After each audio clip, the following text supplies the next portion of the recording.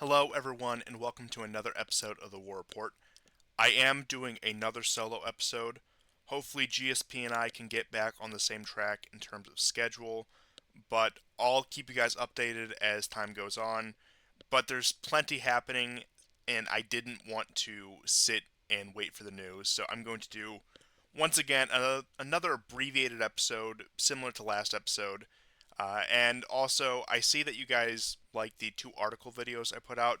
I do think, for the time being, and maybe even after we get the show back on a regular track, I am going to do small aside videos, whether it be about international politics, domestic politics, whatever it might be, just to have a little bit more flow of content, just to have some more real time discussions, because I know doing the show every week and a half, it puts us a little behind on some things. And this week was particularly difficult task to put together a show. I've been trying to do this since Tuesday, but so much just keeps happening. I keep delaying and having to keep adding more to the notes. But without further ado, I'm going to just get right into it, starting with a brief frontline update in Ukraine, and we'll go ahead and start in the Pokrovsk direction. Generally, there has been slow Russian gains, nothing too major to report out of the front this week, at least in Pokrovsk. In some of the surrounding fronts, and as you head north, because we're heading from south to north with this Minutia Minute, or my abbreviated version of the Minutia Minute, and you'll see more activity, more substantial activity, I should say, as we move further north. But this is just a snapshot as of now on the 9th of April 2025. This should be up by the 10th of April 2025 of what the Pokrovsk direction looks like now. So far, the Russians continue their crawl. If you listen to some the mainstream outlets say, the gradual flowing of lava, just this unstoppable force, unstoppable slow moving force that is eventually going to subsume all of Ukraine, if you believe in the mainstream media narrative that they're finally copying to. You'll notice that it shifted from Russia is losing, Russia's out of missiles, etc., to a bit more pessimistic appraisal of the situation. But continuing on north towards the Toretsk direction, we have Kalinovo, and you'll see right here in the red circle in the south, that is Kalinovo itself. Clashes between Russian and Ukrainian forces are taking their place there right now. You move up north to Zelene Polye, the middle one with the arrow. Russian forces are slowly advancing on that settlement. And then further to the north in Terasovka, you have Russian forces also making a gradual advance while clashing with Ukrainian forces as they advance along the front. To move on to one of the more active fronts, that being Toretsk proper, or excuse me, I should cover a little bit further south of Toretsk first and get into Valentinivka and Suka Balka. Much similar case with Kalinovka and the surrounding settlements, where it's gradual Russian advance with some Ukrainian resistance, not much. But to get into Toretsk proper, you have fighting in the western part of the city. You see that the Russians control most of it. The Ukrainian counterattacks of a few weeks ago have mostly subsided, but there still are heavy clashes. You can see right here. I wasn't able to get a granular view. As for the source for the maps for this update, I did borrow from the publicly available Syriac maps, which I think is probably the best source, at least in my opinion, in terms of just real time updates and being able to get to a somewhat granular level. Uh, I do also reference Deep State for the sake of being balanced. I do look at the pro Ukrainian side and what they report, and I can corroborate most of these reports with what is said on Deep State. So, of course, the answer is always somewhere in the middle, as cliche as it might sound. But you have in Toretsk right now clashes in the western part of the city and the northern part of the city near Ulitsa Korolenka and near Krimske. So it doesn't look like the Ukrainians are rushing reinforcements to this front as they were, say, just a few weeks ago. You'll see where the main Ukrainian efforts are being focused right now are in Belgorod and in the north by Kursk Sumi, which we'll get into in just a moment here. Moving further north, you have Chasiv Yar, which is at this point mostly surrounded by Russian forces. And this was one of the other sectors that the Ukrainians were putting up a bit more fierce resistance than they had been for several months. You can go back even to the summer before the Kursk offensive even started. This is one of the areas the Ukrainians were really trying to stonewall the Russians and at least slow the advance.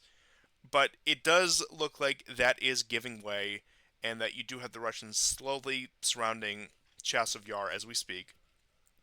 To move on to one of the other fronts, Kremnaya Svatoye front, you have gradual Russian advances once again in the south towards Torske, and in the north towards Nove, which is the arrow towards the bottom of the map, and Novo Mihailovka, which is towards the north of the map. Getting into a little bit more substantial frontline news, as I had said just a couple minutes ago, with Belgorod. You do have some clashes near Demidovka, which is to the south, the marker right there to the south, and Popovka to the north.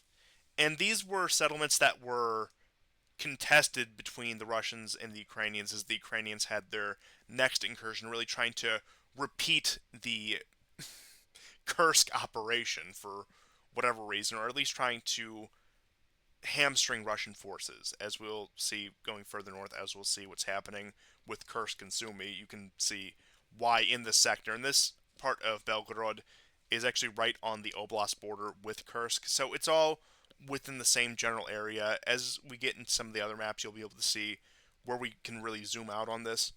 But the Russians have wrestled control of those settlements from the Ukrainians and are currently on the offensive, which, once again, you're seeing less conventional tactics by the Ukrainians, less of a conventional approach to this war, because you have the belt of fortress cities.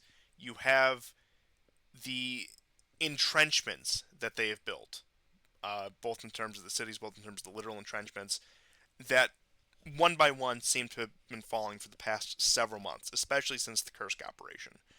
So now you see this continuation to stymie the Russian forces, particularly in the north, in my opinion, once again going back actually to the original Kursk operation, to delay any sort of new offensive in the north. And that's the big talk across the media sphere, both in the mainstream media, both in the alternative media, is that a new Russian offensive is underway. Some are saying that these are probing attacks for it. Some are saying that this is the opening stages of an offensive.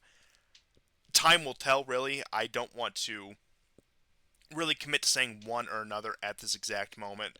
But if there were any time for the Russians to apply pressure, it would be now, especially as they're advancing on Pokrovsk, which is probably the most key city the Ukrainians still have control of, particularly when it comes to logistics and when it comes to fortifications. And we've discussed this for months, not only here on the War Report, but virtually anyone who's covered the war honestly has been hammering the point home about Pokrovsk for months.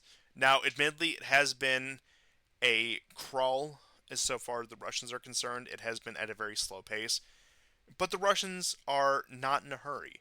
It's not urgent for them to wrap up this front quickly. Sure, some might say it might be ideal for the Russians to go in, go hard, and smash through the Ukrainian lines, even if that means higher losses, even if that means potential escalation on an international scale, even if that means possibly alienating some of their more neutral partners, countries that have really taken a hands-off approach to this Ukraine situation, where they're not going to explicitly support the Russian war effort, but out of a sake of self-preservation or self-interest, they are not going to condemn it either. They're not going to participate in the sanctions packages in any real sense. Once again, think countries like China, India, or even some countries, maybe like South Africa, which you could see going either way. I know that the U.S. has current disputes with South Africa that is increasing, but there's several countries. Possibly Egypt is a better example of this. A country that could have really gone either way when it came to this conflict seems to be staying neutral, and you're seeing this outside a lot of Western nations where they are very hands off with the approach, where they're not going to antagonize Russia unnecessarily, but for a variety of reasons they're not going to co-sign on to this operation. But moving on from that aside, and moving on from the Belgorod front, we have what is left of the Kursk front. And right now there are clashes going on in Oleshnaya, which is to the south. The circle around that blue dot is the settlement of Oleshnaya, where Ukrainian forces are currently clashing. You have Russian forces advancing slowly towards Luchnia, which is right there in the middle of the map. That arrow showing, crudely drawn arrow showing the advances. And then another axis of engagement between the Russians and the Ukrainians is at Volodymyrovka in the north. You'll see the circle around the red dot is where they're continuing to advance. And that is the general update for the front lines that I have, at least. And like I said, the big question everyone is, well, actually I should show one more thing before I get into some of the larger speculation. This is zoomed out showing Kursk and Sumi. Right here you can see the territory of Kursk the Russians have recaptured. You can see the small remaining Ukrainian pockets, and you can see the Russian incursions into Sumy Oblast in Ukraine. And officially the Russians have stated this is a buffer zone operation where they're trying to secure around the Kursk Oblast in order to prevent any further incursions into Russia proper. Now, some might take that explanation at face value, some might be okay with just taking that and letting it be.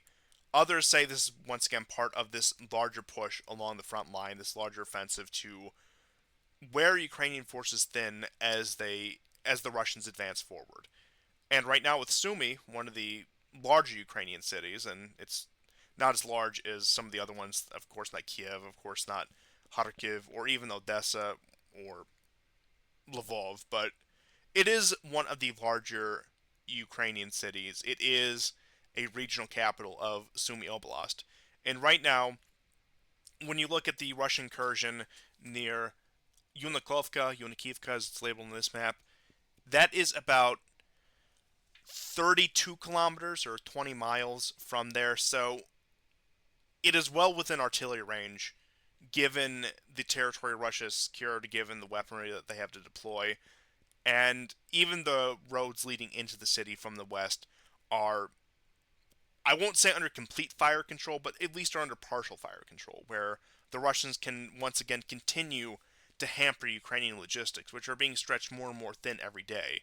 So we could see, if this continues, if Ukrainian military capabilities continue to wane, and they continue to launch these unconventional operations that usually lead to failure, like Belgorod, like another Kursk offensive. I don't think we're ever going to see anything to the scale of the Kursk offensive, especially if you believe the reported casualty numbers. Once again, the Russian Ministry of Defense claims around 70,000, along with 253 tanks. I think it was 400 something armored vehicles, and just you can go on list upon list of equipments. The Russian Ministry of Defense puts these out every day. Now, of course, they have their own narrative spin. I'm not just going to sit here and take the Russians at face value. They have a narrative to spin both domestically and internationally, much like the Ukrainians.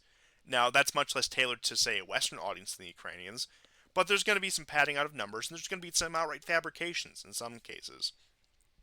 But I would say, if we are trying to strike a balance here, which I try to do, I don't always succeed, but I try to do, you can assign the Ukrainian losses in the Kursk operation probably to about 50,000 if you want to have a fair number. You can go on the higher end, you can say the 70,000 that the Russians report, plus all the equipment, material, etc., etc. Or you can downplay it like the Ukrainians will. Now, I mean, this is also the same country where just a year ago Zelensky was telling us Ukraine only had 31,000 KIA. And that wasn't including other casualties, where the Russians were suffering 600,000, 700,000. And to reference the New York Times article that more or less confirmed everything we knew about the Ukrainian operation being directed by Western generals, particularly American generals, we had to take the Ukrainians at their word when it came to their casualties, but we had deep enough intelligence networks to know that the Russians were sustaining close to 750,000 casualties, up to 700,000 casualties. But naturally, they're going to pad things out, even to a great degree, when it comes to a New York Times article. But to get into some of the news surrounding Ukraine and trying to make sense of what we might be looking at going forward, the so-called new offensive, uh, I just did want to touch on a few more items. And first, those being following up on the New York Times article, Zaluzhnyi put out a Facebook post confirming that more or less the broad brush strokes of that were true. So I'll just read over what he had to say for us. Last week there was a lot of talk about Wiesbaden. The headquarters really became our secret weapons with our partners in planning operations and forming needs for their implementation. And I will reveal to you how it was created. At the start of the full-scale aggression, military aid from our partners increased significantly. We received a variety of weapons and equipment, and with it new challenges related to its delivery and repair. That is why in April 2022 we created a Center for coordinating the supplies of military aid to Ukraine. He was based at the headquarters of the U.S. European Command in Stuttgart, Germany. After some time, this headquarters continued its work in Wiesbaden. Over time, we realized that we needed a joint operational headquarters with partners which would assess the needs of weapons and equipment based on planning out the operations. The issue became especially acute in the summer of 2022 when our partners expressed doubts about the feasibility of certain types of weapons and ammunition for the front in Ukraine. Then we had the idea to create an operational headquarters on the basis of logistics, which would analyze the planned operations of the armed forces and, in accordance to NATO standards, would form them. Thanks to the support of Great Britain, this idea was implemented, and Wiesbaden got a new lease of life. This headquarters operation were planned, war games were held, requirements for the armed forces were formed, and they were transmitted to Washington and European capitals. The site had become an excellent mechanism for interaction with our partners regarding future military operations and formation of needs for them.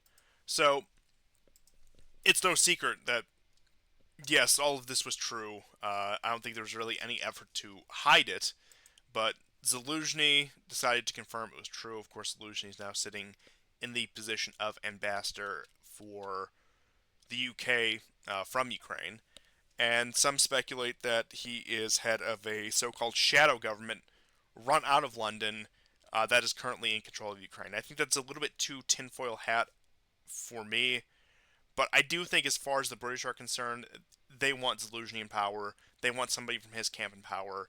I won't say exactly that they want Zelensky gone, but they want people from his camp to have more influence in the Ukrainian government and the conduct of the war on British terms. Particularly, you look at Starmer's agenda, really trying to keep the Americans tethered to Europe.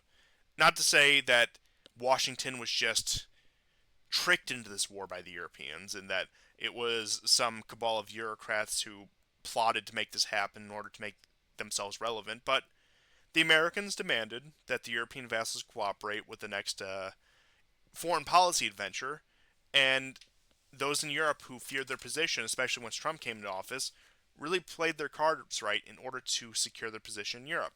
And of course, the UK has been probably the most invested European country, maybe not financially, in this operation succeeding because they know that a post-war Europe, a post-war Russia, many of the responsibilities as the world becomes more quote-unquote multipolar will be delegated to the UK.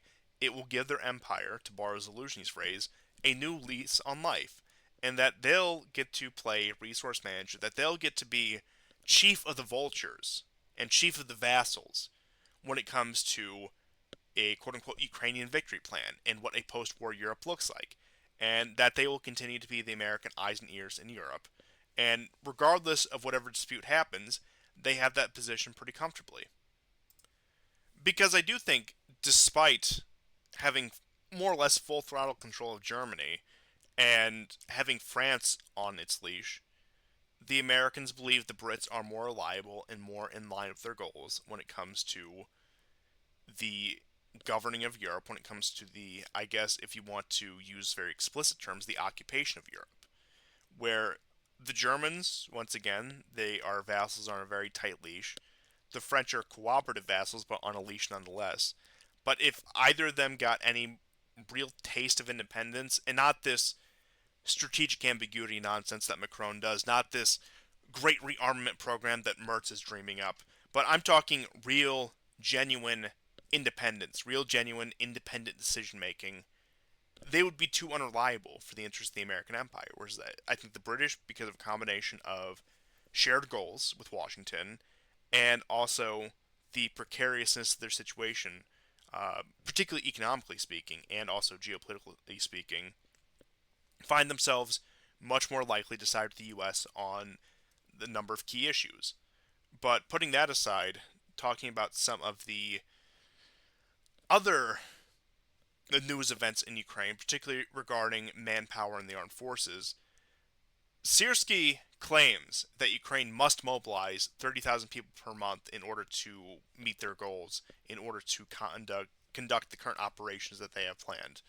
So he cites a reduction in U.S. aid, not the organization, but in aid from the United States, military aid from the United States, as a reason that they need to bolster manpower and that the Europeans simply are not doing enough. The Europeans simply don't have it in them to do enough. And to read his direct quote, support from partners, of course, plays a decisive role, especially when the United States helped us. Currently, assistance from the United States has been reduced, and the main assistance comes from our partners in Europe. He said that in an interview with the Ukrainian publication called Left Coast. And Syrskyi says that if American assistance completely stops, which it won't, even with these stopgap packages that they have from the Biden administration, which, as he was outgoing, they renewed to last throughout pretty much the first 6 months of the Trump administration, as a very clear attempt to stymie any negotiations.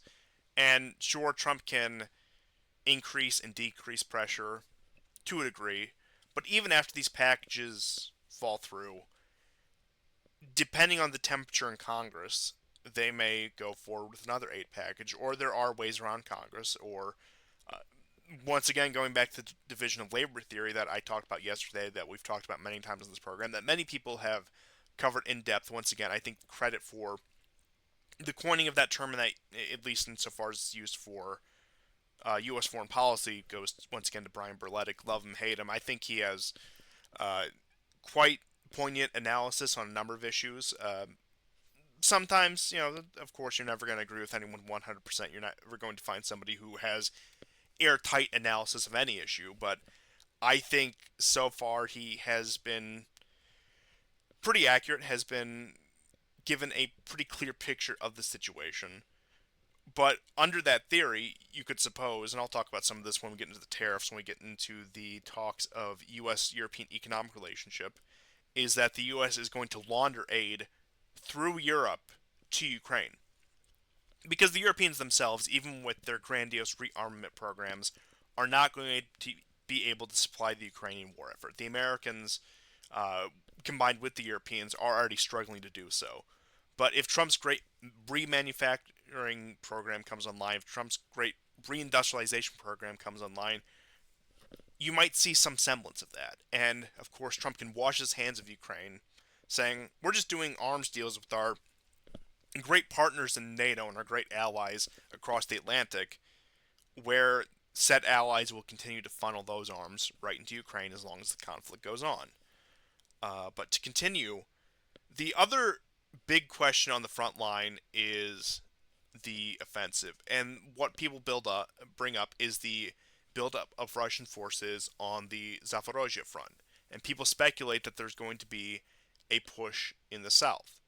This is one of those frequent speculations that comes up every few months, and not unwarranted. It's not without reason. I'm not going to say it's one of those sensationalist things that people just pick up on. I think it is reasonable that the Russians might push on what is probably the weakest Ukrainian sector, and I mean, at that point, the weakest Russian sector.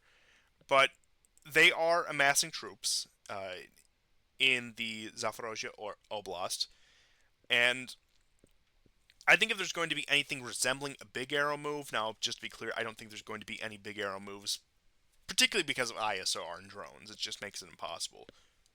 We've talked about this a million times already. But if there are going to be any large moves, I do think it's going to be in Zaporozhye because the front is weak. and the Ukrainians are not going to take the time to reinforce, and the time war manpower to reinforce the southern front while they have these operations going on, particularly in the north. And some say the offensive is going to come from the north. That's what Sumi's about. And I think if we're being honest, if there is going to be a Russian offensive come the spring, come the dry season, once we get out of some of this spring wetness into the late spring, early summer, it's going to be across the front. The Russians are going to be relentless about this if they're going to do this. And that's why you've had the troop buildups. That's why you've had the recruitment bonuses, the drives for enlistment into proper military contracts. Of course, the alleged conscription, which happens biannually in Russia or semi-annually, 2 times a year, where you have the young men complete their mandatory military service. Now, I will say the Russians do have a soft form of conscription. We have seen this, where you have these men who do their 12 months. And because of Russian military doctrine, because of mistakes in the Chechen War, conscripts, as a general rule within the Russian military, are not deployed to combat zones. But what you do get is these guys who complete their 12 months of basic training have the fundamentals of being in the army, fundamentals of training down, sign up for these contracts due to either the benefits or pressure within the organization. Because if you're an 18, 19-year-old who has all of his friends that he's made over this past year, all these people he has gone through this basic military training with, and half of them are signing up for the SMO, he might feel compelled to himself.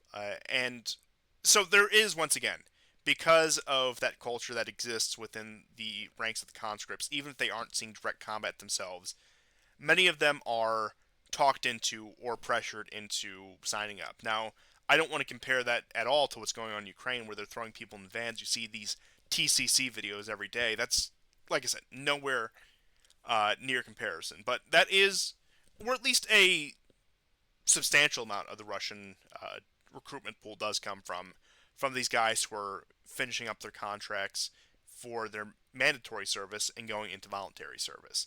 And then we've all seen the financial benefits to both the soldiers and their families that has drawn in an immense amount of people from across Russia, drawn in actually a lot of non-ethnic Russians, which has been a real sticking point, particularly with the questions about North Korea, because you have Yakuts, you have other people who are from an Asian extraction from Siberia who are accused of being North Koreans, which I suppose takes me into the other major flashy headline this week, and that is the alleged Chinese soldiers in the Kursk front. And once again, it's the Kursk front, where the Ukrainians did actually capture a Chinese national. Now, this Chinese national said he did this completely voluntarily. He was not directed to do so by the Chinese military or the Chinese government, and he enlisted because he wanted to earn Russian citizenship, which is something that happens all the time. Now, it is worth noting he spoke little to no Russian, which, generally speaking, the Russians will require proficiency of the Russian language in order to enlist in the armed forces. That's their standard for foreigners.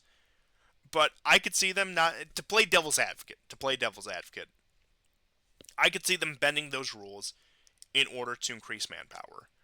But they're claiming that there are hundreds of Chinese nationals who are in the service of the Russian military right now, and I'm not denying that.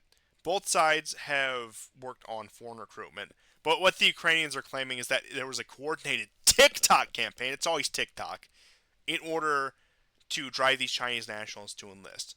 But once again, this is coming from the country that has employed thousands of Colombian mercenaries at this point, on top of countless mercenaries from Western countries, other countries in Europe as well, and really all across the world. I mean, there were even some, if you want to believe some early reports in the war, former Syrian jihadists who found themselves in the ranks of the Ukrainian military. So, drawing in international volunteers is not anything new to either side. And I'm not even going to condone or condemn it uh, on its face, because wars by and large have always had mercenaries, they've always had foreign volunteers, and if you are truly in the fight of your life, if you're truly in an existential fight, you're not going to turn away these foreign volunteers who are willing to charge in the artillery fire for you and your country. So it's a story, it's definitionally making a mountain out of a molehill. And I don't believe that the Chinese are full throated behind the Russian war effort. I think, in terms of practicality, yes, they are going to continue to do business with the Russians. Now, it's worth noting they are shrewd business partners, and that a lot of joint ventures one would have thought have gone through have not, because the Chinese are very exacting with their demands. They want direct control over a lot of their projects, and that crosses the line even by some Russian standards, because the Russians don't want to have these economic projects that China is investing in 100% dictated, whereas China might go to smaller, less economically developed countries, or countries that are on a less equal footing in terms of economic, political, and military power, and they might be able to make more lopsided deals. This is just the name of the game. I'm not saying China is uniquely guilty of this. The Americans do this, the Russians do this. Pretty much any country that has an upper hand on another country will make a lopsided deal at some point. But so far, a lot of opportunity has been missed because the Russians are less willing to take the lopsided deals, less willing to take the meet the exacting Chinese demands. And perhaps that is a lesson for Beijing, that they will loosen up on some of their standards in order to still get that business deal, in order to still go forward with those joint ventures, because China is also losing out on those. But the idea that China is bankrolling this conflict, the idea that they are full throated behind it, the idea that they're the only thing keeping the Russians alive right now, and that China has its own ends for Russia winning in Ukraine, when China has billions, and has for about 20 years now, invested in Ukraine. I'll get into some of the trade and economic maps when we talk about the tariff issues. But also, speaking on that same note, you do get these countries that a lot of people want to say are Russia's closest allies. And I'm not saying the BRICS countries haven't grown close to Russia, that they haven't done anything for Russia. But you do have Indian artillery manufactured in India, showing up on the front lines on the Ukrainian side. Now, this was a similar scandal regarding Serbian arms a couple years back, 1 or 2 years ago.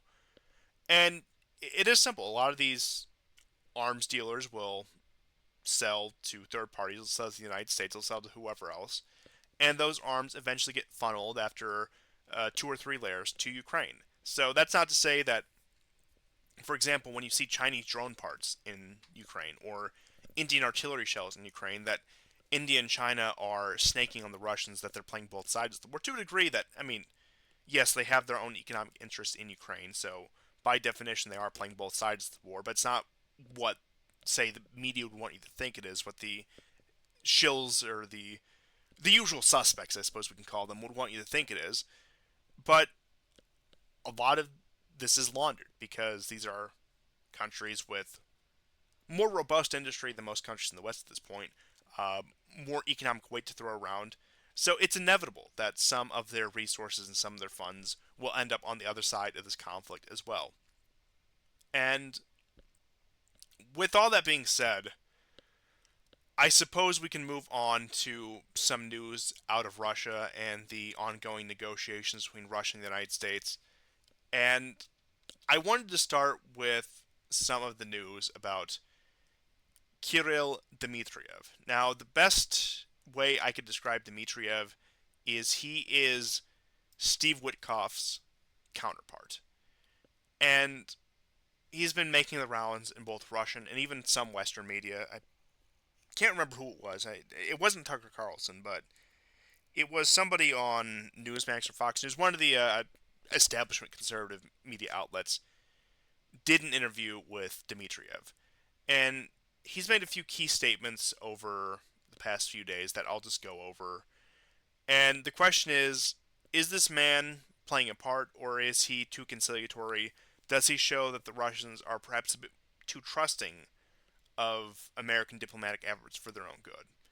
Now, I think the answer to that question is a little bit more complex than maybe I'm letting on before I even get into it. But I'll just go over some of his statements, I'll let you decide, and I'll give my thoughts when we get through them. So the exact position that Dmitriev holds is the CEO of the Russian Direct Investment Fund. And some of the statements that he gave in the recent interview were, quote, forces with a vested interest in maintaining tensions are deliberately distorting Russia's position and attempting to undermine any steps taken towards dialogue with the United States. A genuine understanding of Russia's stance creates new opportunities for engagement with the United States, including investments and economic sectors. Opponents of rapprochement fear that Russia and the United States may find common ground and begin fostering cooperation. Some other statements he's made is that the Trump administration hears Russia's position. Significant progress has been achieved on a ceasefire agreement for Ukraine. The Trump administration acts constructively and behaves respectfully in dialogue with the Russians, and U.S. companies are ready to fill the niches left by European companies that withdrew from Russia. And he also said that Trump's decision to introduce universal duties will help the American economy become more self-sufficient, and with the exact statement according to a Twitter post, or X post if you prefer, giving preference to domestic industry and mending structural trade imbalances, the U.S. creates a precedent for self-support, growth, and sustainable creation of jobs. So, you'll see that in his meetings with U.S. officials, because he was in Washington, he met with Witkoff, among others, that he's taking a very conciliatory position, which is understandable. Like I said, it reminds me a lot of, say, what Witkoff would say about Putin and his dealings with the Russians, where very much trying to butter them up, for lack of a better term, and trying to make them feel at ease, like there's real productive dialogue. And perhaps you're seeing a situation where both Witkov and Dmitriev are men who genuinely mean these statements, and people who genuinely have these conciliatory views, but they're being put up as the front men, maybe to their knowledge, maybe they're being kept a little bit in the dark about it, to put on the appearance of constructive dialogue between the two powers, while they both draw up their own plans in the background. Because I do think a large part of the Russian negotiations, both when it comes to normalization in the United States and when it comes to the Ukraine war, is that the Russians are keeping up appearances. Because ultimately they do not need American assent, American approval to end the war the way they want to end the war. Sure, there'll be the saber rattling, but as we saw with Trump's foreign policy goals, I'll refer you to my previous video regarding the Washington Post article about Hegseth's Pentagon document. The Americans are not going to double down on a commitment to an anti-Russia program, whether that is directly or indirectly. It's plain as day now that is being outsourced to the Europeans. And I frankly don't think they expect the Europeans to succeed. I think they expect the Europeans to buy time to wear down the Russians while the Americans deal with the larger problem of China, at least what they would call the larger problem of China. But while you have Dmitriev and Witkoff playing coy, I suppose you could say, when it comes to diplomacy between the U.S. and Russia, you do have Lavrov lodging complaints to Mike Waltz, National Security Advisor, particularly with a list of targets that the Ukrainians hit over the course of the so-called energy ceasefire, which lasted 12 hours at most. And Lavrov and the Foreign Ministry are pushing on that axis. And on the U.S. side, you have 50 U.S. senators ready to vote for another sanctions package if the Russians don't meet their arbitrary ceasefire terms. And sure, you could say the Russian ceasefire terms are arbitrary, up in the air, and lopsided. Perhaps they are. But given the country with leverage, given the country with the ability to make loftier demands, I would say in this case it certainly is the Russians. And the speculated restrictions in this package include 500% duties on countries that buy oil, gas, and uranium from the Russians, which I suppose would include the United States, which would include most of the economically relevant countries in the world. Because despite the sanctions package, despite whatever, it would impact the entire global economy. It is probably the economic nuclear option, because if you impose the 500% duties on, say, India and China, both of which have been third-party traders for the Russians due to Western sanctions, and also some of the Central Asian states, think Kazakhstan, Kyrgyzstan, and Tajikistan, not so much Uzbekistan, Turkmenistan. They've been less involved in that process. Egypt, the Gulf states, all these countries have been intermediaries for Russian energy to make it to Western markets. And we would, and I suppose it would track with the tariff war policy, with the trade war policy, depending on what you want to make of it. And I'll get into that in just a minute here. It would track with the Trump administration's new approach. But once again, this is cutting off the nose to spite the face. It's of no benefit to you. The consequences would come home on this one because so far with the sanctions packages, their effects haven't really been felt in America. The sanctions on Russia have not really put the same squeeze on Americans as it has on, say, the Europeans. And I'll get into some of the economic news out of Europe in just a minute here, even before I get into some of the tariff stuff. And I don't think this is a serious proposal. And this, of course, is coming from the Senate. 50 senators said that they're willing to back a package that would possibly include this. But at the same time, you have General Cavoli, who has been one of the key figures, Christopher Cavoli, in the American proxy war in Ukraine, discussing before Congress the possibility of what they're referring to as an off ramp. So I'll just read over a brief summary of his statements here. And for what it's worth, he was under oath in front of the Senate. And he said that Russia is producing at numbers they weren't even producing at all before the war. And he was referring particularly to missiles, artillery shells, and the defense industry as a whole. And it's surging. It's not in tatters, as Ursula would say.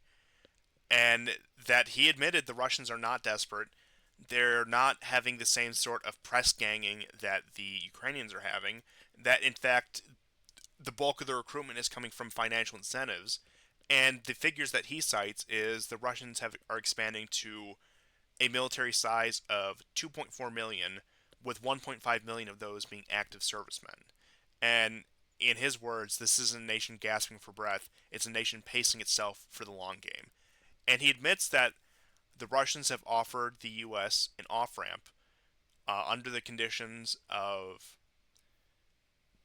no NATO membership, the recognition of the Oblast, the quote unquote denazification, which, once again, in reality, beyond the emotionally charged language, means the removal of anti Russian elements from the Ukrainian government. And once again, the terms Russia has repeated several times over since at least last summer, since at least the summer of 2024. And they insist on those issues again. And Cavoli is saying that the option is there for us, and that this has been, maybe these weren't his exact words, it's been humiliating for the United States that we haven't been able to best Russia, that they have shown themselves to be a formidable power, and this all happened on the watch of so-called American hegemony. But I don't want to paint a one-sided narrative here, because Russia's economy is not invincible, Russia's military is not invincible, and I think we're going to see a real trial by fire in the next few months if current economic trends continue, because conversely, with all the economic instability, oil prices have actually dropped this week. And some blame that on the overproduction of oil from the Gulf states, from Kazakhstan and Iraq.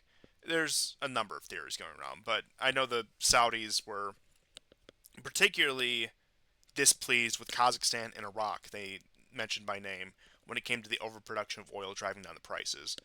So this was, I believe this was on the 4th, which would have been last Friday.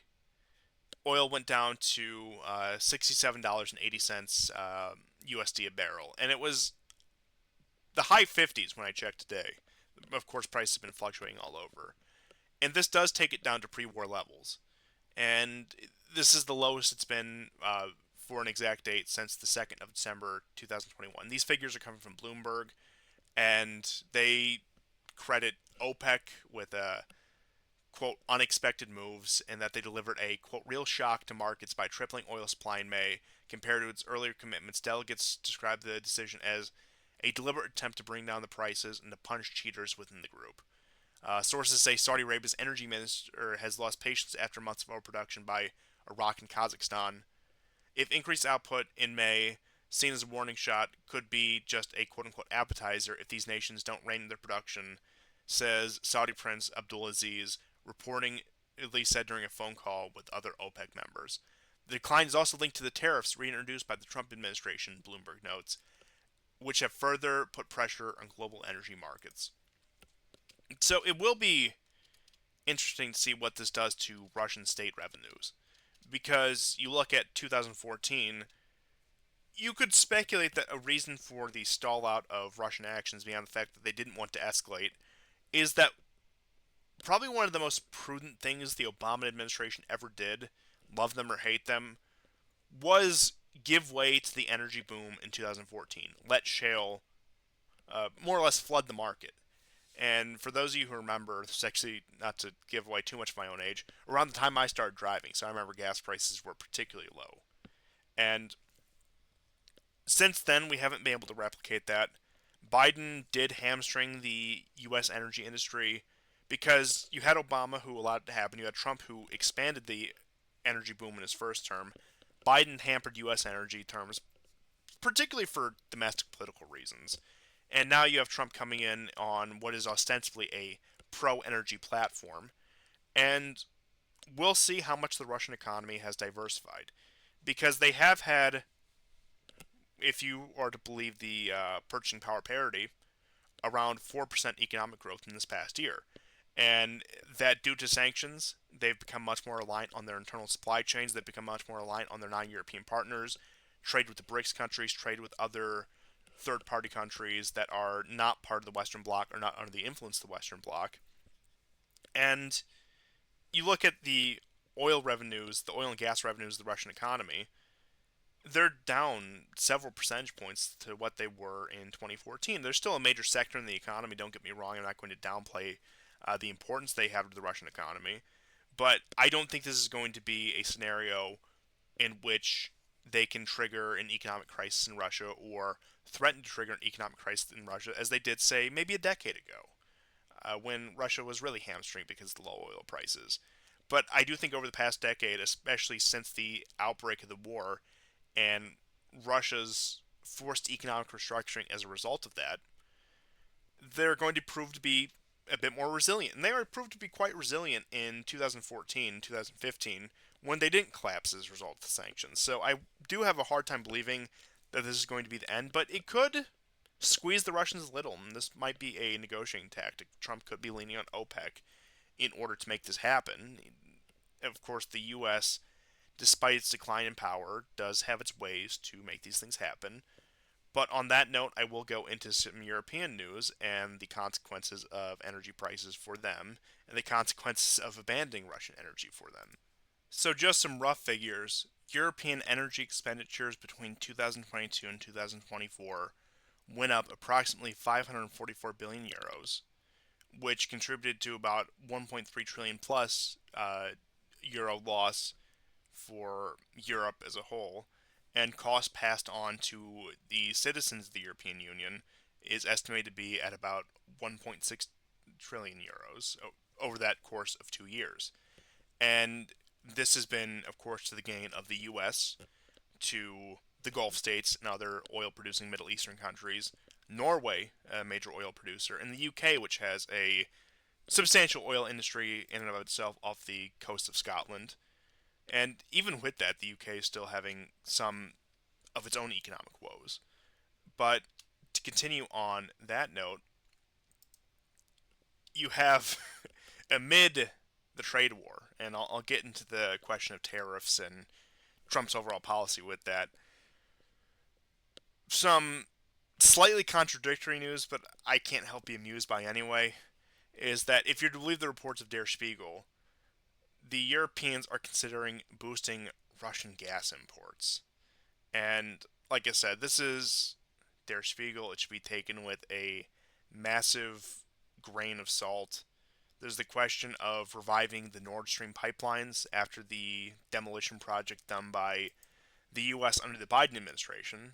But I have my severe doubts that will happen. If you want to talk about the tariffs, you want to talk about how much pressure, economic pressure, Europe is going to be under. The idea of them turning back to Russian gas as opposed to American alternatives is nigh impossible, in my opinion. And let's couple that with the news of the European Union is currently discussing a 17th package of sanctions against Russia. Uh, and of course, Kaya Kallas says, quote, this is necessary. And that Germany is going to allocate 11 billion euros to Ukraine throughout 2029. And this was announced by Baerbock, the outgoing foreign minister. And you are seeing the development of what I think is a good cop, bad cop system when it comes to the approach to the Russians. Obviously, the Americans are gearing up the Europeans to be that spearhead against Russia, to be that military pressure against Russia, forcing them to redirect their economies to that end. And that's also coupled with Germany is permanently deploying 5,000 troops in Lithuania to, quote, strengthen NATO's eastern flank.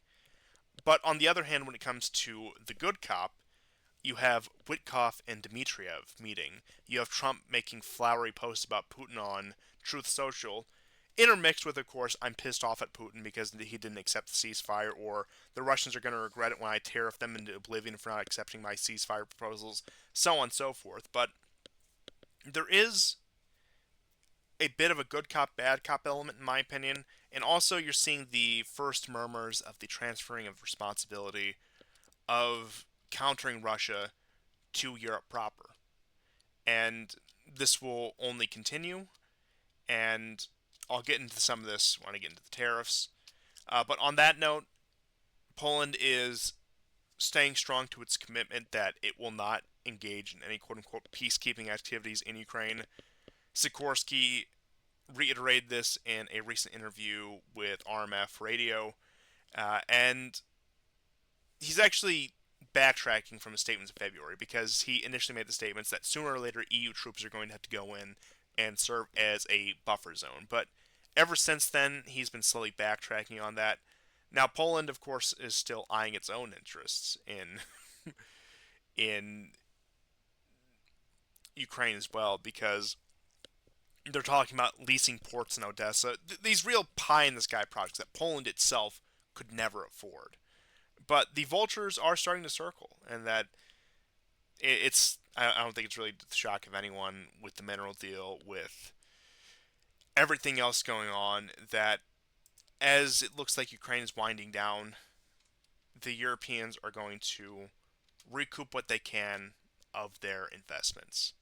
Now, some other minor European news, I will say, is Orban had his lovely meeting with Netanyahu, and as much as I appreciate the Orban government and think that they're probably the most competent and the most ideologically aligned with myself in Europe, they have their pitfalls. They have a great many pitfalls, and this is one of them.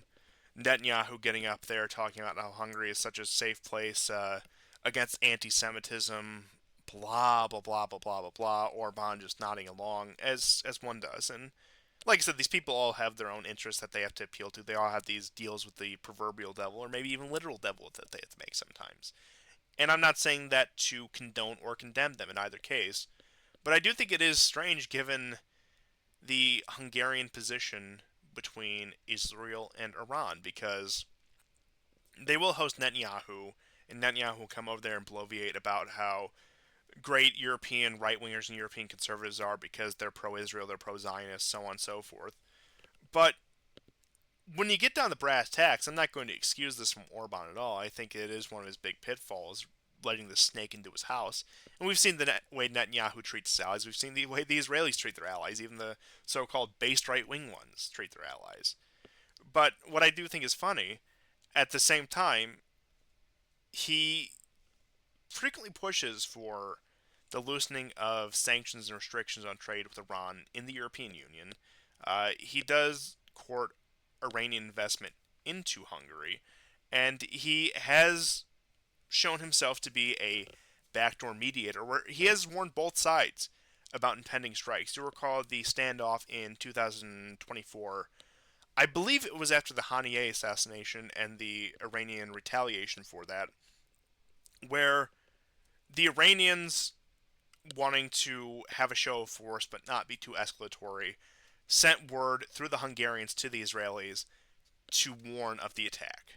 So they have worked themselves into yet another interesting position. Now, on top of being the quote unquote pro Russian country in the EU, the country where Orban will actually go talk to Putin, they've weaseled themselves in, and perhaps weasel's not a fair word, but they've managed to find themselves in a similar position where the Iranians will use them as an intermediary to contact the Israelis or to have their foot in the door in Europe. And that, yes, well, you can talk about the showmanship, well, you can talk about the simpering. I think the big difference, and the reason I bring this up is because of Trump's meeting with Netanyahu. I think the big difference between the way somebody like Orban deals with Netanyahu, and of course his saying we're not going to enforce the ICC warrant, but to his credit, he wouldn't arrest Putin either, so there's that at least. But I think the difference ultimately when it comes to the Orban Netanyahu relationship and the Trump Netanyahu relationship is the fact that Orban does have these back doors, that he doesn't let the Israelis to tell him to stop talking to the Iranians. Where Trump, you'll see even the speculation of indirect talks with the Iranians was enough to make Netanyahu look visibly uncomfortable in the press conference. But to continue on with some news out of Hungary, just last couple of news items related to Hungary before I move on to some of the more substantial talk about the tariffs, is that Zharto reports an increase of gas supplies from Russia to Hungary and Slovakia bypassing Ukraine. And he credits the Turk Stream pipeline as a way to bypass that. And this is after the January 1st suspension of energy transit through Ukraine, and that Turk Stream has been a lifeline for them. And I imagine it will continue to be, and that Russian energy infrastructure is so developed in Europe that even with losing the Nord Stream pipelines, even with having access from Ukraine cut off to them, they're still getting it, they're still piping it in through Turkey and the Balkans, and that if there's a will, there's a way, and that the Europeans, as much as most member states would not want to admit it, need this energy. So they're going to tacitly allow Hungary, who is the designated villain of the European Union, to import this energy. And of course, they're a bumbling sidekick, at least the way they would say it, Slovakia, to import this energy in the European Union. And they're probably going to benefit from it themselves. They'll never admit to it, but they will. But the last piece of news, not to focus too much on what is a quite small country in Europe, but a country that does punch above its weight nonetheless, is that Hungary and Serbia have signed two agreements regarding military cooperation and joint defense. This is on top of the coalition of Croatia, Albania, and Kosovo, and possibly Bulgaria, with invitations open to North Macedonia and to Montenegro for a alliance to box in Serbia. The Hungarians have strengthened their ties with Serbia, and they've also gone through great lengths to help stave off the color revolution, or what looks like maybe a color revolution in Serbia as well. So, even though it's on a smaller scale, we're not talking about the big players of the European Union. We're not talking about the Germans or the French or the Italians or the other small wealthy states. Think Austria, the Netherlands. Although they're not at each other's throats. On the periphery of Europe, the project is already starting to show its cracks. And if Russia continues to seek success in Ukraine, if the Europeans have egg on their face because of Ukraine, these cracks will continue to deepen. And that the great pan-European project that never was is going to continue to be unfurled. And the consequence of that, while I don't support this project, while I do think it was always a siren call in order to turn it into a prison of nations, the European Union, in my opinion, a prison of nations, there still is going to be some unpleasant fallout from that. There still is going to be quite a mess to clean up, even if it is for the best. Much like the tariff policy, which, without further ado, I'll get into. So, many people are rightfully focused on the direct economic impact of these and what Trump's strategy is. Will this create American jobs, etc., etc.? These are all important questions. I won't deny that. And I do think that there is a lot of, I don't want to say strong arguments on both sides, but a lot of compelling arguments on both sides about the effects of these tariffs and what they'll end up doing. But I think what is being missed is the broader strategic implication of said tariffs. And the reason I bring that up, in continuation from Hegseth's Pentagon document, which once again I will recommend the previous video I did reviewing the Washington Post article on it, might give you some insight as to what the game is here. But the broader strategic interests of the US dictate that it must decouple from China economically and industrially in anticipation for a wider confrontation. Whether that will be direct military confrontation, whether that will be a standoff, whether that will be a Cold War style situation, I don't know. But point being is, given American strategy, given it wants to take a more adversarial position towards China, having it so vitally tied up in American supply chains is simply a no-go. And then you have countries that may be caught in the crossfire of any sort of U.S.-China dispute, in the quite literal crossfire or in the hyperbolic crossfire. Think Vietnam, Japan, South Korea, etc. And when it comes to those countries, all of which are quite close to the U.S., Vietnam being a bit of an outlier but still has robust economic relationships with the United States nonetheless, they also find themselves in a position where, number one, they would be caught in the crossfire, where even if we were to move our supply chains to more amenable countries like those, they would still be under risk if anything were to explode in the region, both figuratively or literally. And secondly, they also are, at least South Korea and Japan, Vietnam to a lesser extent, American vassals. It's undeniable at this point.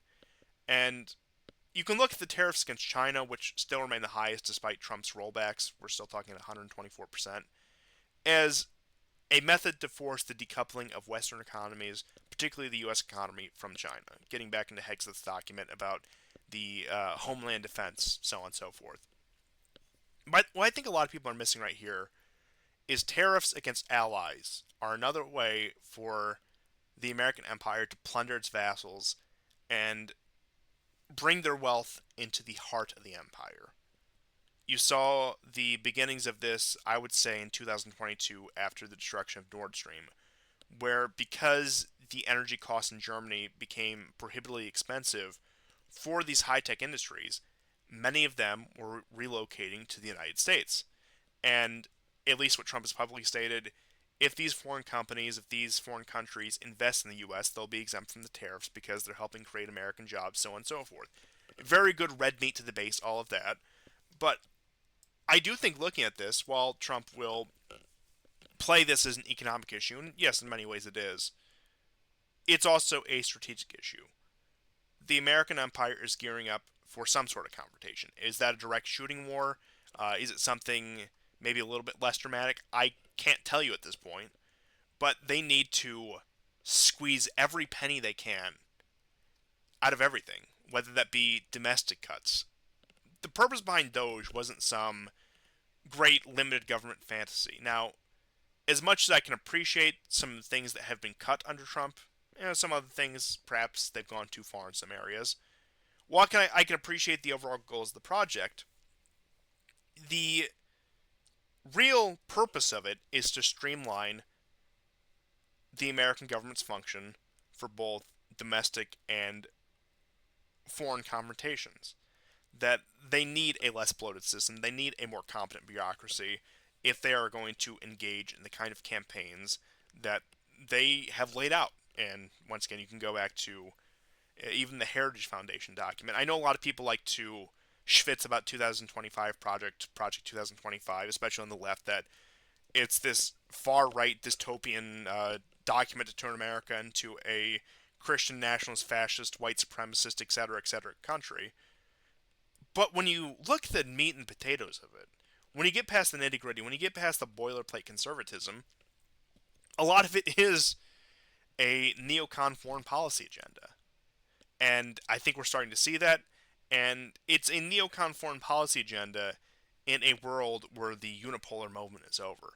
Hence the reason they want to bring manufacturing back to the United States. Hence the reason they want to break down trade barriers among American allies in order to pump up the American economy, which is a double edged sword because of the dollar's status as the reserve currency. Those things can come into contradiction very quickly. And what plans they have to maneuver around that, I don't know. But I do think, I'll say once again, the economic issue is secondary when it comes to this. And this also comes from a political article that Trump is saying the EU must buy $350 billion worth of U.S. energy in order to see tariff relief. And that's also on top of Trump opposes Europe's program for a 150 billion euro defense budget over exclusion of American arms companies. And that NATO countries have allocated about 20 billion euros for Ukraine's security for the first 3 months of 2025, according to the Rutte. And you combine all of that with America's lofty defense budget goal of $1 trillion, finally breaking the $1 trillion mark. It's been in the high hundreds of billions for the past several years. But what we're seeing right now, yes, it is a fundamental reorientation of the American economy.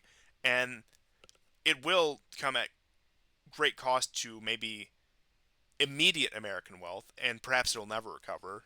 And perhaps they're telling us to go pound sand. And I think there's two sides like this issue. I'll get into some of the more immediate impacts of the tariffs and what that will look like for the domestic economy in just a moment here.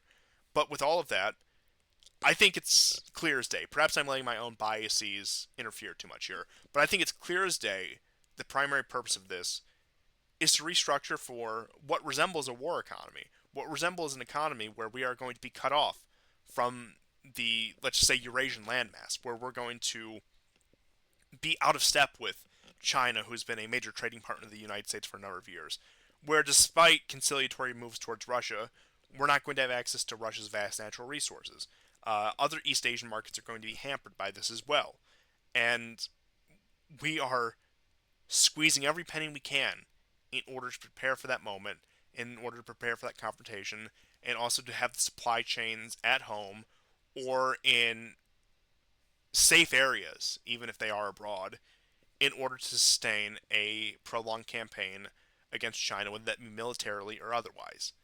But to get into perhaps what people actually want to hear about the tariffs or what they expect to hear about the tariffs, we can talk about the real roller coaster that's been. So these were announced a week ago as of recording, which was April 2nd, 2024, 2025, excuse me, known as Liberation Day, as Trump would call it.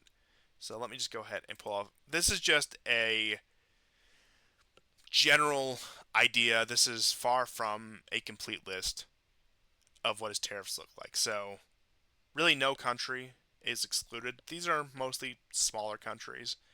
And this has what the administration says tariffs are charged to the U.S. and what the retaliatory tariffs are. Now, these numbers are very dubious. There's not really that well of a source for it. Even had, I think it was the press secretary Levitt came out and said, well, these are just rough estimations. We don't actually know the numbers. So it does show a bit of lack of research, unless that's just media signaling, which, hell, it could be. Who knows at this rate? And I don't know, one of the funnier ones I saw is that Trump also imposed tariffs on the McDonald Island, which is a dependency of Australia, which has a population of zero, 2.5 million penguins, though. So I guess the penguins are going to pay what they owe America.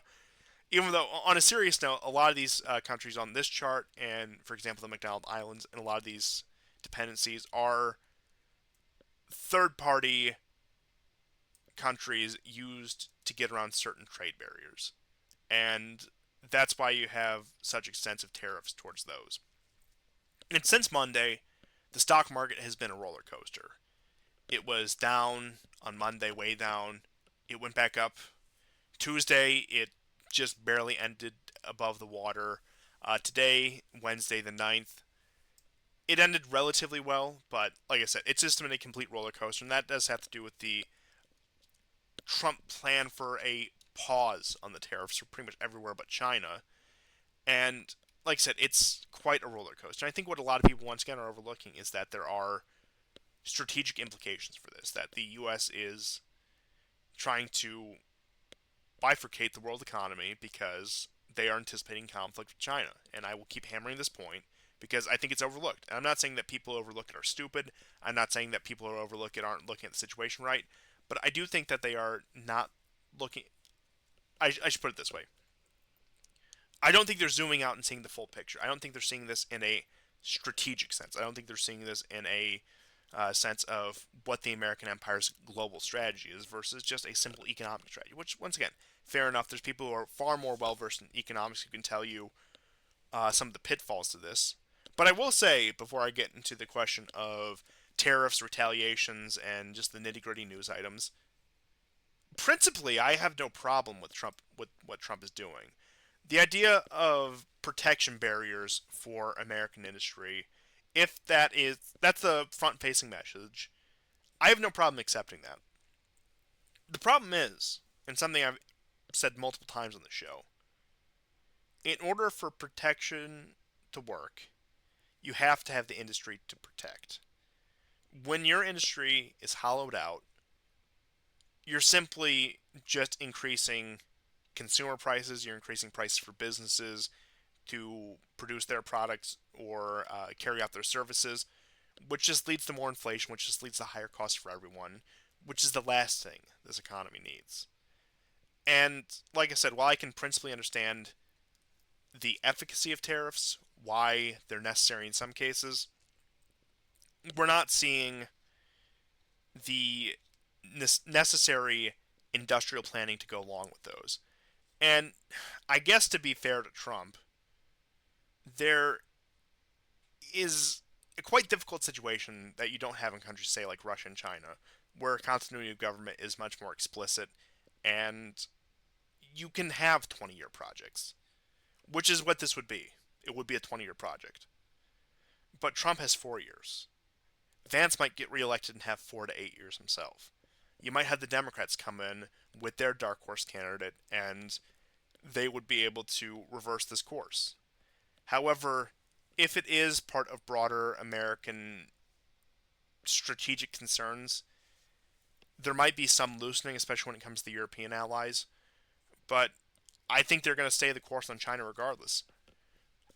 The tariffs Trump put on in his first term in China, Biden didn't repeal. And that is, to be fair, part of the reason you had some of the inflation under the Biden administration. It wasn't the only reason, but it was part of the reason. It was carryover from some of Trump's policies of his first term. But to get into Europe's response to all of this, and response from around the world, so far the Europeans approved $23 billion, 23 billion euro, excuse me, of retaliation set to take place on April 16th, giving a small window for negotiation, which did lead to Trump announcing the 90-day pause for every country but China. And I'll put up his Truth Social post because what would this show be without a Trump Truth Social post? Based on the lack of respect that China has shown to the world's markets, capitalized, I'm hereby raising the tariff, capitalized, charge to China by the United States of America to 125%, effective immediately. I feel like he's going to go on with an exclamation point there, but who am I to criticize? At some point, hopefully in the near future, China will realize that the days of ripping off the USA and other countries, capitalized, is no longer sustainable or acceptable. Conversely, and based on the fact that more than 75 countries, capitalized, have called representatives of the United States, including the Department of Commerce, Treasury, and the USTR, to negotiate a solution to the subject being discussed relative to the trade, capitalized, trade barriers, capitalized, tariffs, capitalized, currency manipulation, capitalized, and non-monetary tariffs, capitalized, and these countries, capitalized, have not been my strong suggestion retaliate in any way, shape, or form against the United States. I have authorized a 90-day all-capital pause and a substantial lowered reciprocal tariff, capitalized, during this period of 10%, also effective immediately. Thank you for your attention to this matter. There's the exclamation point I was looking for. Thank you, Donald Trump. What would we do without you? And when it comes to his goals with the Europeans, and I know that Maloney has been sent over to grovel to talk about Trump. She has been the appointed intermediary between the European Union and Trump because she does walk that fine line where she will play the faux populist game, but also is still within the good graces of the European Union establishment, but has those populist chops in order to go negotiate with Trump regarding the tariffs. And she's set there to meet on April 16th, which is when these reciprocal tariffs were supposed to take effect. Right now, it's up in the air with Trump putting his 90-day moratorium on them. We'll see if the Europeans actually do retaliate. But it does look like, as far as Trump's goals were with Europe, and even with some of the East Asian allies, think South Korea and Japan. I know that Japan in particular did also agree to enter into new trade talks, that Trump won in that regard. That he is going to get the vassals to lower trade barriers. And I'm not saying this is somebody who supports it, I'm not saying this is somebody who opposes it. I'm saying this based on at least my theory of what Trump's overall goal was and what Trump's administration's overall goal was. That for the time being, if this looks like to be the case, if these trends do continue, if this isn't outdated by the time it gets uploaded, Trump won insofar as this sector is concerned. That the European vassals will acquiesce to American trade demands, that they'll start investing in American industry, that they'll start investing more money in the American economy, despite the fact that they do invest a massive amount in the American financial sector. Think Wall Street, think stock trading.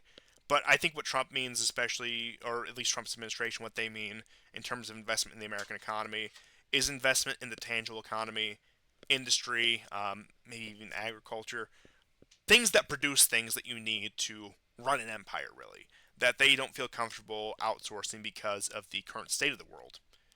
And I do think, as it stands, that the Europeans and the other loyal American vassals are just going to take it. Because what other option do they have? Are they going to pick up the phone and call Putin? Are they going to call Xi Jinping? No, they're going to pass another sanctions package, and they're not going to say a damn thing about economic retaliation against China. What is interesting is Sarah Wagenknecht, whose party just barely was kept out of the Bundestag in the last German election, called out the lunacy of sanctions against Russia in light of tariffs, saying that only lunatics insist on sanctions against Russia in context of Donald Trump's tariffs against the EU. And these statements actually came from Savine Dagdelen, who is a member of the BSW, Sarah Wagenknecht's party, for Reason and Justice. And his quote is, "In such a situation, only madmen continue to insist on self-destructive sanctions against Russia, or even the dream of new punitive measures against China." And at the same time, she expressed the opinion that Trump is waging economic war against half the world, and Germany is especially clearly under attack. And this is also more continuity from the Biden administration's policy, the continuing of the economic war in Europe. You could talk about J.D. Vance's speech at Munich when he laid into the Eurocrats, or talked about Georgescu being barred from the polls, or talked about the degradation of free speech in Europe. And sure, that was a very nice flowery speech, but in reality, what's happening right now, just in a much more explicit way, is the continuation of the American economic war in Europe that's been going on, at least in its current form, since the Russo-Ukrainian War. And maybe even a little before, because Biden was already making veiled threats against Nord Stream as early as 2021. And they're going to keep the Europeans under thumb because at this point, I think it's even beyond the Trump administration. At this point, what I think strategic doctrine in the U.S. is, which will continue over into administrations both Democrat and Republican alike, is that the Europeans are nothing more than cannon fodder to tie down the Russians in event of a World War III scenario. And I think that is seriously what they're going to go towards. But then you'll get the, say, impotent approach to the Europeans, where they're talking about how they need their own payment processors, their alternatives to Visa and MasterCard. I wonder if there's a country that developed something called a mirror card that they might be able to sign on to. I wonder if they could just pick up the phone and call Putin, call Xi Jinping, and have their own counterbalance against these economic issues. Because once again, China, they're going to be able to play this retaliatory game of tariffs. I'm not saying that they're going to come out of this completely clean. I'm not going to say that they're not going to take any losses at all. But because countries like China have spent years diversifying their economy, diversifying their trade options, they're going to be able to weather this much more than the Europeans who are under the thumb of the Americans. And this brings me to some of my other maps I had right here. So this is trade dominance across the world, the U.S. versus China, in the year 2000. You'll see most of the map is blue. America is the dominant trade partner of most of these countries. A few notable exceptions are Kazakhstan, Iran, uh, a couple of the Gulf states, Yemen and Oman, Libya, which would have been under Gaddafi at that time, Sudan before it split, Vietnam, and I believe that is Burma or Myanmar, depending on your proposal, and North Korea. Compare this to last year, to 2024. Most of the world is red. Most of Latin America is red. Even half of Europe is red at this point. Spain is red. I guess that's why Spain is a BRICS country. Oh, look at that! Greenland is red. Panama is red. Almost the entire Eurasian landmass, excluding perhaps the most heavily invested in areas by America, are red. What you have Israel and Jordan in the Middle East, all these countries that we've invested billions upon billions upon billions on over the years are red. Australia is red. It's a small contingent of Western European countries, the Baltic states, and the Northern Latin American states that are still in the American camp. This is the country that wants to fight a trade war with China. And I'm not saying that America has to just acquiesce and accept every Chinese demand. I'm not saying that we have to push over to China. Oh, hey, look at that. Ukraine is red. 2024 Ukraine is red. Which does get into some intricacies about China's Ukraine policy. We could talk about that further. But Trump's policies of a trade war to squeeze out Chinese economic influence would have worked here, would have worked then. But it's not going to work here. And I'm not saying there's no economic measures the U.S. could take to protect its own interests and to protect its economic prosperity. But as it stands now, we've seen the way the pieces have fallen. All Africa is red. And you can talk about, yes, Africa has many dysfunctional countries, but it also is a resource-rich continent. India is red. India, a country the U.S. has spent years courting. Pakistan, once the American operation base of the region during the Cold War, is red. Central Asia, which the Americans spent decades after the fall of the Soviet Union trying to invest. Japan, the island aircraft carrier, is red. Taiwan is red. There's simply no way around this. This is simply not a winning prospect, and that any degree of real protectionism has to be taken with a massive heaping of salt, that being this map. Like I said, it's not that the Americans are powerless. It's not that we can't do anything to protect our own economic interests. But Trump is charging the metaphorical machine gun nest with a spear. And we know how this is going to end. I'm not going to say this is going to result in economic ruination of America. I'm not going to say that this is a doomsday scenario. But this could be a bad time for a lot of people. And sure, you might just say it's the stock market. Most Americans don't have stocks. But the problem with the stock market, even if most Americans are not shareholders, whether directly or through, say, some investment or retirement fund they have, is that because of the way the economy is structured, we are all tied to their success and failure. It shouldn't be that way. It doesn't necessarily have to be that way. But given the reality on the ground, that's how it is. And I'm not saying we should continue to kowtow to Wall Street forever. I think there are ways around it. Ways that would take, once again, years of national economic policy to restructure, but doing it so haphazardly is just going to be a recipe for disaster for a great number of us, which makes me think, going back to my original point, The primary purpose of these tariffs is not necessarily economic. I'm not going to say not entirely, not necessarily economic, but strategic. They cannot risk China continuing to grow if they wish to maintain their global hegemony, which is already slipping. They cannot afford to have Japan have a higher trade volume with China than it does the United States.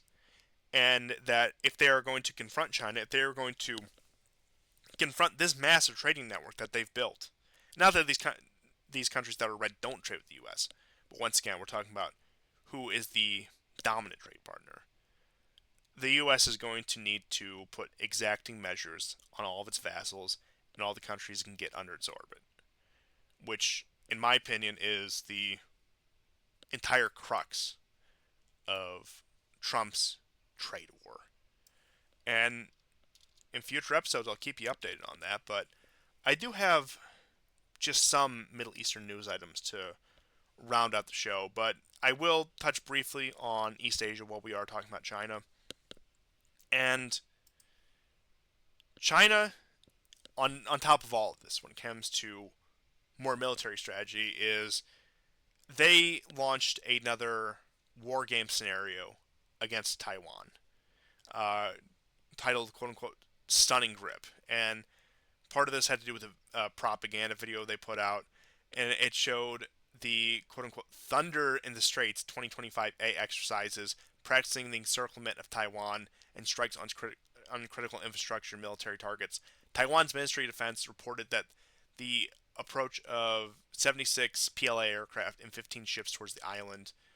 This was on the morning of April 6th, I believe.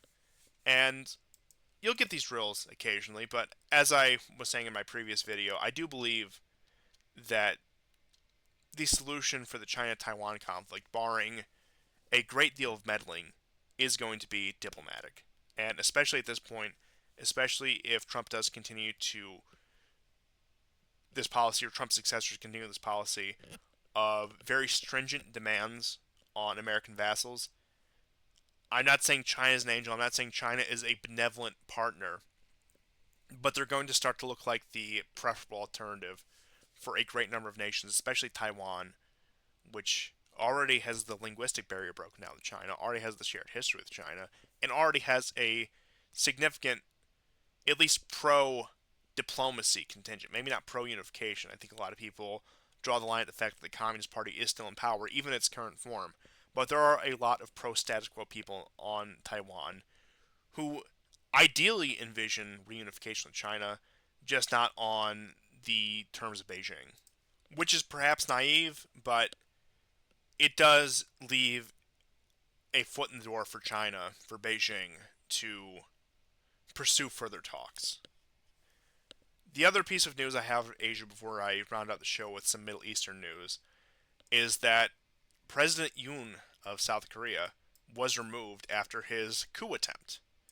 And you'll recall we covered this back in December. Very clownish coup attempt where he declared martial law, but Parliament still got through, the Korean legislature still got through in order to vote to repeal it. He tried to do the same thing 6 hours later. It didn't last even 30 minutes. I think that was the figure they gave. And then there was the question of whether Yoon was going to remain in power. And he's been impeached. And it looks like South Korea is going to be on track for another election. I don't know when those are going to be organized. I don't know who the interim government is going to be for the time being. But Yoon was an interesting departure from Moon, who was his successor. Try not to get those confused. No disparaging comments toward the Korean intended. I'm just saying because the names rhyme. I'm not. Look, if I were trying to make an ethnic joke, I would be much more explicit about it. You guys should know this at this point. But Moon Jae-in, his predecessor, was the one who oversaw the talks with North Korea with Trump. And he pursued I believe what they call in South Korea, the sunshine policy, of a more conciliatory attitude towards North Korea. Yoon, from the more right-wing party, pursued a more aggressive policy. And, in fact, one of his reasons for declaring martial law was to root out quote-unquote pro-North Korean subversives. At least that was one of the rationales given. And when that happened, you didn't see condemnation from the U.S. Embassy in Seoul. You didn't see Tony Blinken or Joe Biden or Jake Sullivan coming out there and giving a statement about it. It passed by relatively quietly. And I do think that's because the Biden administration, even the outgoing Biden administration, wanted a more confrontational policy towards North Korea. And it will be interesting to see what Trump's stance is on the Korean issue going forward, whether he thinks that diplomacy with North Korea is still possible in order to possibly take a chess piece out of the Russian and or Chinese camp, which North Korea has been growing increasingly close to both over the course of the Biden administration, and that if he thinks he can get a deal with the North Koreans or something with a semblance of a deal, or breaking down some sort of barriers on the Korean Peninsula, or conversely, given the trade talks I discussed last episode, if China can facilitate cross peninsula cooperation between the two. And at this point, I think there is a real fear of South Korea being one of the U.S. spearheads in the region, particularly when it comes to ground forces, being, I don't want to say subsumed by China. Of course, that's what the media establishment would say, oh, Chinese takeover of South Korea, the Chinese have economically colonized South Korea, whatever. But I do think they fear some sort of reconciliation between South Korea and China, especially now that North Korea is less isolationist, more open to playing at least on parts of the world stage, particularly with China and particularly with Russia, who would probably be the countries that would be most integral in creating some sort of détente in the peninsula. I'm not even going to bring up the question of reunification. I think that is a very lofty goal, but a question of real détente on the peninsula where you do get the breaking down of both physical and other barriers between the two Koreas. And I don't know what kind of timeline we're talking about. This is going to be a years-long process. But if South Korea does trend in a more neutral direction or a direction less enthralled by the American empire and are able to actually cast off some of that influence, we could see this scenario start to play out, especially if the Americans continue this policy of squeezing more and more out of its vassals in explicit preparation for a conflict with China, which the Korean Peninsula would probably be one of the first battlefields if it were to actually come to a shooting war. South Korea starts to consider its options in that case. And one can't necessarily blame them for that, regardless of what you think of China. But with that being said, I'll move on to some Middle Eastern news to just cover some of the items that have gotten overlooked among the chaos of this week. So I'll start with some questions about Israel and some topics about Israel. And as I'd mentioned previously, Trump had his meeting with Netanyahu where he pulled out the chair. They had the press conference. He talked about how Israel is such a great friend. We've given them $4 billion, but that's what you do for friends. We're done subsidizing our enemies. We're only going to subsidize our friends. And that Israel has been very cooperative, tariffs, trade barriers, so on and so forth. But of course, the question of negotiation with the Iranians came up, and the possibility of, say, Witkoff meeting with some Iranian officials also came up. But I'll save that for later because there's some more direct news out of Israel that I want to cover first. And that is, you see Macron trying to stick his nose back in the region. And in a move reminiscent of his attempts to mediate talks between the various factions in Lebanon back in 2020 after the Lebanon port explosion, is that France and Saudi Arabia co-hosted a peace conference on a two-state solution. They announced that they're going to be co-hosting a peace conference on a two-state solution, including several regional partners, namely Egypt.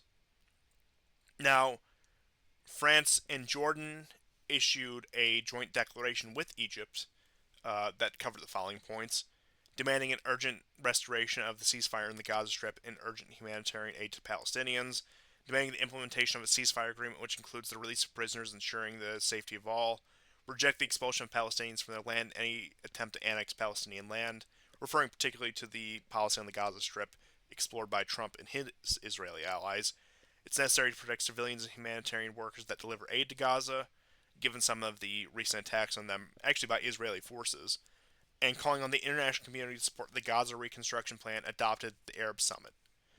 And, of course, around the time of this joint declaration, the Israelis announced that they're expanding ground operations in Gaza, and that Defense Minister Katz announced a significant expansion of military operations, which includes plans to seize large area of territory and integrate them into Israel's quote-unquote security zone. And I do think it's interesting that on top of trying to play leader of Europe and bulwark against the Russians, Macron is actually taking a relatively balanced approach to the Middle East, which does suggest to me he wants a restoration of the status quo. He's going to let the Israelis have whatever victory they want. Just don't go too far with it, so we can focus on the real issue, which is toppling the Russians and support for Ukraine. And that he just wants a clean end to this, almost the opposite of what one may have thought Trump would have wanted. Where Trump wants to shelve the Ukraine issue, wants to brush to the side so they can focus on the real issue, which is Israel's security.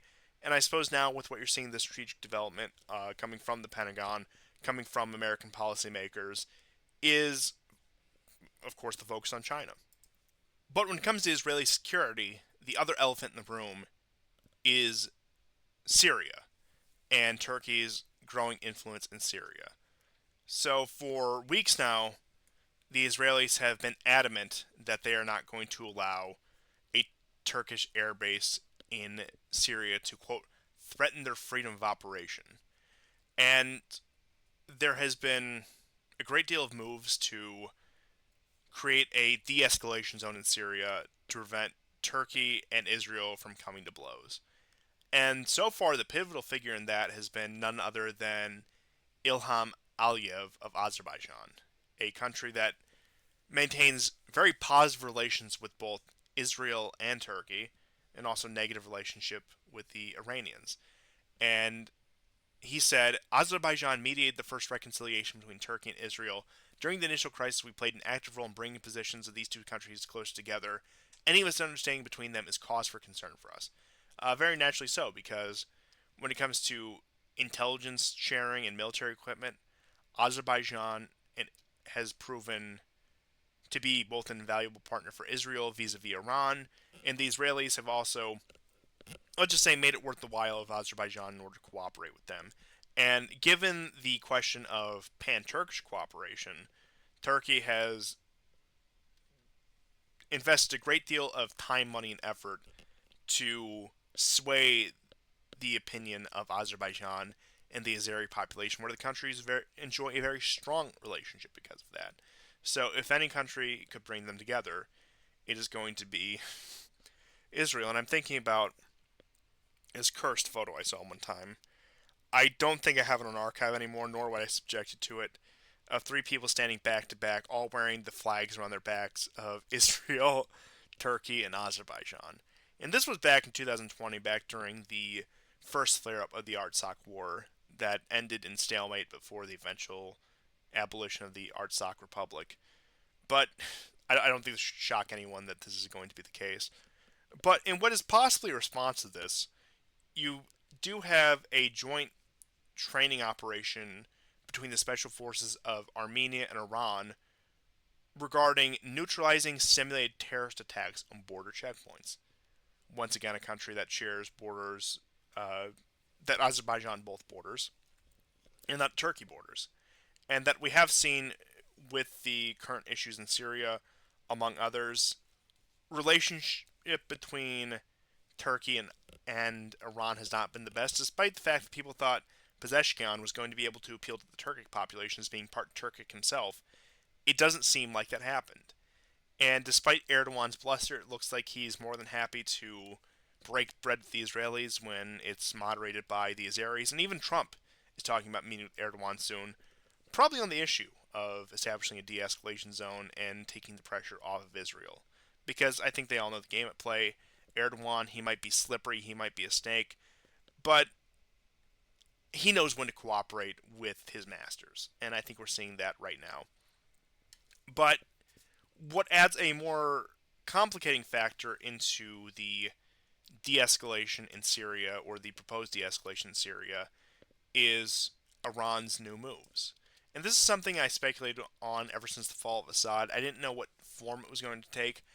I thought some of the action we saw in Latakia could have led towards this, but because of the sheer scale and brutality of the massacres, I think that was uh, shut down pretty quickly, I'll just say.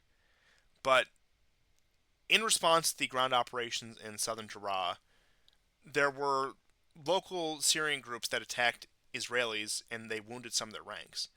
And this is on top of insurgent forces and civilians launching guerrilla attacks against Israel. And this is the Islamic Resistance Front of Syria, as they're calling themselves. And they were formed on December 17th, 2024, about 9 days after the fall of Assad. And these are made up of actually Sunni majority groups, many of whom used to be part of the SAA and also the Syrian Social Nationalist Party, the SSNP, and rebel factions that have made their peace with them post fall of Assad in response to increased Israeli action in southern Syria. And that it does look like the Iranians have a hand in this, and that they are allegedly funneling money and arms to create an anti-Israeli resistance in southern Syria, similar to, say, what you might see with Hezbollah in southern Lebanon. And they've gained popularity because HTS, because Jelani, or I'm sorry, al-Shara, whose brother is actually becoming the health minister of Syria, was educated in Russia. So I'm not quite sure what to make of that yet. I think I'll need to read a little bit more on al-Shara, or al-Jelani's brother, before I make an exact statement on that. But it was worth mentioning. But back to the point here is that because of the passivity of the HTS government and their insistence on massacring their own co-ethnics, or massacring the even the wrong kind of Sunni Muslims. I mean, of course, the bulk of the massacres were against the Alawites and the Christians, don't get me wrong, but even against those who were improperly Sunni. Because they're more focused on that than actually repelling any Israeli action, the Iranians have a newfound popularity, and they are able to organize these militias. And the IRGC, despite some setbacks, are still a very efficient force at creating these kind of organizations. And as time goes on, we're probably going to see, and you could argue we're already seeing it, another proxy war in Syria. But Iran is not down for the count. Many people thought after the fall of Assad that the Iranians were going to buckle on the issue and pull out of Syria and focus more on shoring up defenses at home and possibly defenses in Iraq. And that does get into the potential talks between the U.S. and Iran, and I'll get into some stuff about the Iraqi militias in just a moment, and the real dropping of the ball by Reuters, who, think what you will of them, have tended to be, I don't want to say balanced, I don't think that's the right word for it, but compared to the rest of the mainstream media outlets, they usually don't put out complete bald-faced lies like they did with this one, which I'll get into in just a moment. So, for starters, there's been an agreement for indirect talks between the U.S. and Iran to take place in Oman. And it's speculated that Witkoff is going to be the one overseeing this, and that the Iranian foreign minister is going to meet him, and that this will take place on Saturday, the 12th of April, in Oman.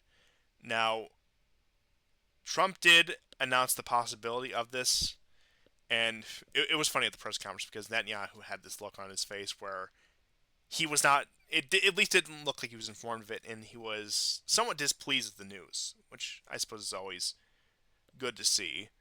But with the potential talks to the U.S. underway, if this actually does end up coming to fruition and isn't canceled at the last minute for whatever reason, the Iranians and the Russians also have increased their talks, particularly on the nuclear program, and in order to pursue a new framework for the JCPOA JCPOA or some sort of revival of a JCPOA type of agreement. Now, some of the absurd demands coming out of the U.S. is the Iranians had to demolish their own reactors or we're going to bomb them, which was the whole build-up in Diego Garcia, which is still there. You still do have that immense military pressure on Iran. But it does look like, to a degree, that has worked and that the Iranians are going to engage in some backdoor talks. You could say this is to buy time, and I think we'll need to see what these talks actually look like before we can commit to anything. Whether the Iranians actually have caved or whether they're just playing coy with the U.S. while they deepen ties with Iran and deepen ties with Russia and China and assess what their next move is going to be. Because I think that is a real possibility that they are looking at this, that they're going to satiate the U.S. for now with the promise of talks, with dangling the golden deal in front of Trump's head, which, I mean, I you gotta love it because they had as good as deal they were going to get under Obama with the Iran deal, with the JCPOA. But that was scrapped because of the Zionist interests in Trump's cabinet. And now they have failed to find a solution. And while the Iranians have faced some significant setbacks since the October 7th attacks and since the fall of Assad, they are still in a much stronger position than, say, they were in 2014. And you'll see this when I get into some of the news about the Iraqi militias, where Netanyahu, or the Israelis more appropriately, demand that the Iranian nuclear program has to follow the model of Libya, just be completely dismantled, completely demolished, which is just a bad choice of words, considering what happened to Gaddafi. The U.S. lost complete credibility after that when it came to any talks of denuclearization. That's why Trump hit a brick wall with North Korea, because Kim Jong-un did not want to go down the way of Gaddafi. And like I said, it's just a complete loss of credibility when it comes to particularly denuclearization talks, and that the Iranians have no reason to not pursue the bomb, except I guess the best argument you could make is they don't want to set off the chain reaction of, say, Saudi Arabia buying Pakistani nukes, which they do have the ability to do. They do have that agreement prearranged. The Saudis funded the Pakistani nuclear program. That's how they ended up getting it. But also, relations between Iran and the Gulf states are at an unusually good point. We're already on 2 or 3 years of reconciliation between the two, particularly brokered by China, and to a lesser extent Russia, but I would say in large part because of the Russia-Ukraine war, because of how absolutist American policy was regarding that, it did open the door for reconciliation between Iran and the Gulf states. And with the implosion of the Abraham Accords, it became a much more attractive prospect to make nice to the Iranians than try to play this constant back and forth with Israel. And I do think that the Iranians, once again, they're going to entertain these talks to the U.S., but they're also working behind the scenes with the Russians and the Chinese. And the Russians said, yes, we want to see a new nuclear deal in Iran that we want the U.S. to sign on to, blah, blah, blah, because we don't want to see a nuclear Iran either, because non-proliferation, whatever. But at this point, even a targeted strike against Iran becomes a much tougher nut to crack because of the influence that they've gained. As I was discussing last episode, the Gulf states, Turkey, they don't want their countries to be used as a base of operations for strikes against the Iranians, which leads the U.S. to redirect their forces to Diego Garcia.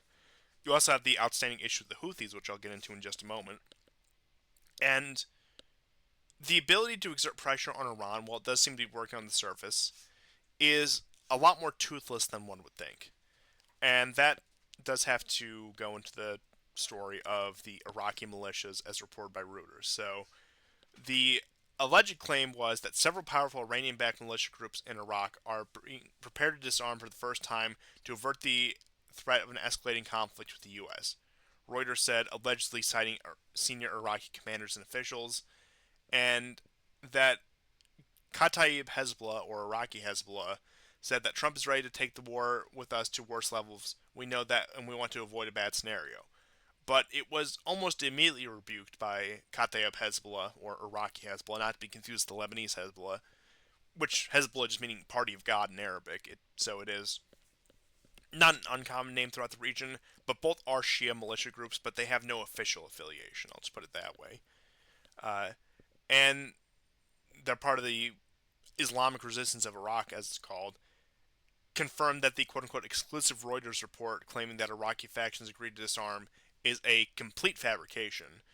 And now you have the consideration of Iran to arm these groups with long-range missiles for the first time, and missiles that the Times, the UK media outlet, reports have the ability to strike into Europe. Now, I think that point is a little bit of fear-mongering because I don't foresee a situation in which the Islamic Resistance of Iraq launches strikes against Europe. Of course, it's much more likely that they make like the Houthis, who do have long-range missiles, to launch into Israel, and that the pressure coming from missile strikes into Israel will continue, not only from Yemen, not only from the Red Sea, but also from Iraq as well, and the potential building of a new Iranian aligned force in Syria, which is still well within the cards. So Syria, what one thought would be a strategic victory in getting rid of Assad, you now have the Israelis appealing to the Russians to really restore to the status quo, in which case, had Assad remained in power with the direction he was taking, which was a much more conciliatory position towards the Arab Gulf states, which do themselves maintain at least a balanced relationship with Israel behind the scenes, maintain at least some semblance of negotiations. They threw away what now looks like a sweetheart deal, where the Russians are a guarantor. They're able to yank the Syrian leash as needed. They're on decent terms with the Israelis, and also the Iranians had drawn back at this point. But now it looks like, if we're to believe some of the reports of southern Syria, and if the Iranians are willing to pursue this project, it does look like the Iranians are going to establish a foothold, even closer to Israel than what they had before. In which case, you really look at the Israeli position. Have they scored a strategic victory since October 7th? Have they done anything beyond take some land in the Gaza Strip and inflict massive casualties? I would say no. And I'm trying not to let my biases or my opinions on the situation cloud my judgment here, but I would say no. I don't think the Israelis have scored a real, meaningful strategic victory, and that at best they're in the exact same position that they started.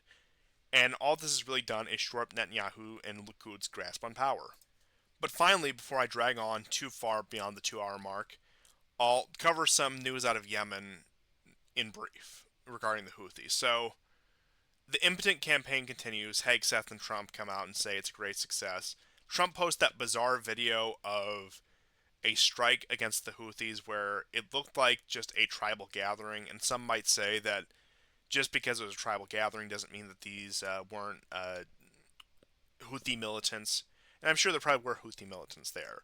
But it brings up the question, how indiscriminate are you willing to make your strikes in order to accomplish this alleged goal of having to dislodge the Houthis, that is of the utmost importance to the U.S., and unblockade the Red Sea, which is the utmost importance to the U.S., and how much longer is this campaign going to continue? And what is interesting is the Houthis, in the backdrop of the U.S. wanting to increase pressure on China, and mind you, I forgot to mention this earlier, but they're already saying China is a complicit party in the Russian-Ukrainian war and blah, blah, blah, and the State Department is out there hand-wringing over this. But the Houthis have effectively managed to tie down a carrier group from the Asia-Pacific into the Middle East. And this is without real direct engagement against the U.S. And we're already talking about they shot down their fifth Reaper drone under Trump already. The Houthis are making fools of the Americans because the Americans are so sycophantically dedicated to Israel and not willing to yank the leash on Israel and saying, we're not going to bail out from this one. Figure out a solution, take what the Jordanians are offering, take what the Egyptians are offering, take what the Gulf states are offering, and just leave this issue to rest so we can focus on bigger issues. But that's never going to happen, especially not with Trump in the White House. Interests are way too tied up there. And you have now U.S. Central Command officers meeting with the Saudis, trying to convince them to go back into Yemen with U.S. support, with U.S. air support, and that they want the Saudis to reignite this operation that was extremely unpopular on the international stage back in 2018, 2019 when this was first happening. Really, it wasn't until 2021, 2022 when the Saudis ceased this operation as part of their rapprochement with the Iranians. And you have CENTCOM thinking they can talk the Saudis back into this unpopular policy that really hasn't affected them. The only people who've really been affected by this Yemen blockade are the Israelis and the countries that insist on supporting them because their ships have been harassed, but particularly it's been Israel that's been hit with these ballistic missiles. Yet they expect all these countries to put their neck on the line for them to pursue this, to undermine their own interests, to undermine their own strategic goals in order to solve this question. And that's now being expected of Saudi Arabia as well. And I don't think the Saudis are going to go for it. What reason do they have to go for it now?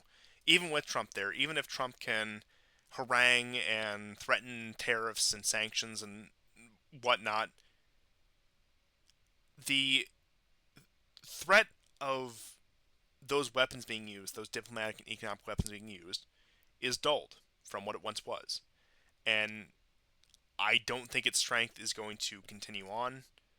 I don't think the U.S. is going to be able to exert the kind of pressure it once did. I don't think that Trump is going to be able to do the madman strategy unless he really does want to wave his finger over the red button. And even that might not be as effective as it once was because there are other nuclear powers. The Iranians might build the bomb. And I know they've been saying that for 20, 30 years. But at this point, the Iranians might bite the bullet and build the bomb. So when it comes to these explicit threats, their efficacy wanes year by year. And if Trump's policies continue, I think he can dampen the credibility of those threats even more. Perhaps that does make him more volatile. Perhaps that does make the U.S. as a whole more volatile, where they are willing to engage in more radical solutions to their problems. But I suppose we'll see. But so far, we continue to get egg on our face. Like I said, it's 5 drones so far, 5 Reaper drones shot down over the Red Sea. And I really don't see how that's going to change anytime in the near future. But that's all I had for this week. Like I said, hopefully we can get back on a regular recording schedule, but I hope you guys are enjoying these solo episodes and some of the additional content I've been putting out. I'll try to keep that flowing as much as I can. But see you guys next time, and goodbye.